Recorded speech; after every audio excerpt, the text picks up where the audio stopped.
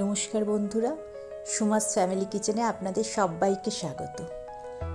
আজ আমি একটা অন্য রকমের ডিশ বানাবো। বলুন তো কি? হ্যাঁ, সাবুর খিচুড়ি বানাবো। এর জন্য আমি 1 কাপের থেকে একটু বেশি সাবু, মোটামুটি 250 গ্রাম জলে ভিজিয়ে রেখেছি। 1 থেকে 1.5 ঘন্টা ভেজালেই হবে। আর এটা কিন্তু বড় দানার সাবু। এবার জল খুব বেশি দেবেন না যে অনেকটা জল ফেলে দিতে হচ্ছে। মোটামুটি সাবুটার থেকে একটু 1 থেকে 1.5 ইঞ্চি বেশি জল হলেই ঠিকঠাক থাকবে।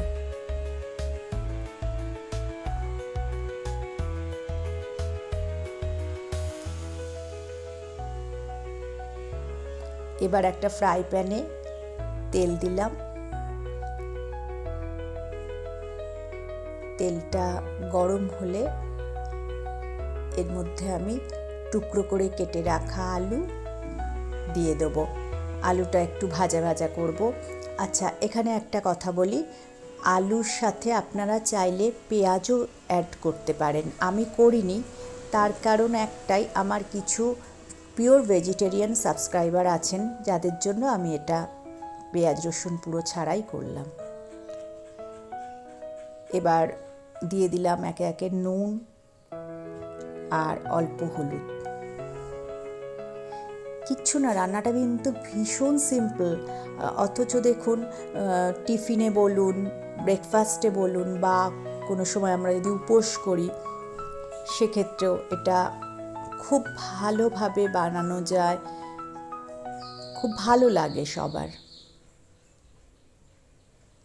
এবার এর মধ্যে 2টো কুচিয়ে রাখা কাঁচা লঙ্কা দিলাম। ঝালটা নিজের ইচ্ছে মতো, চাইলে আপনারা বেশিও দিতে পারেন। এটা একটু ঝালঝালই ভালো লাগে। এবার আমি এর মধ্যে ওয়াটার সোক করা সাবুটা দিয়ে দিলাম।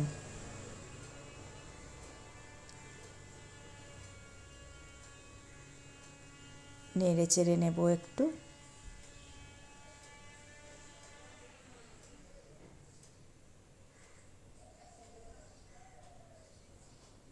এটা না ননস্টিকে করবেন, না হলে নর্মালি লেগে যাওয়ার চান্সটা থাকে। দেখুন কি সুন্দর কালারটা এসেছে। এবার এর মধ্যে আরেকটু আমি নুন দেব, কারণ সাবুটা তো প্লেন জলে ভেজানো ছিল, কোনো নুন দেওয়া ছিল না।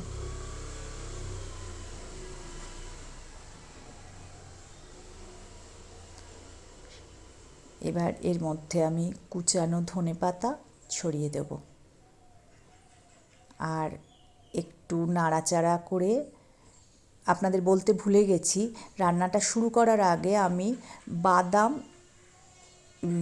হালকাভাবে রোস্ট করে একটু ক্রাশ করে নিয়েছি। পুরোটা ডাস্ট করবেন না, মুখে একটু দানা দানা পড়লে ভালো লাগে। এবার সেটা আমি ছড়িয়ে দেব।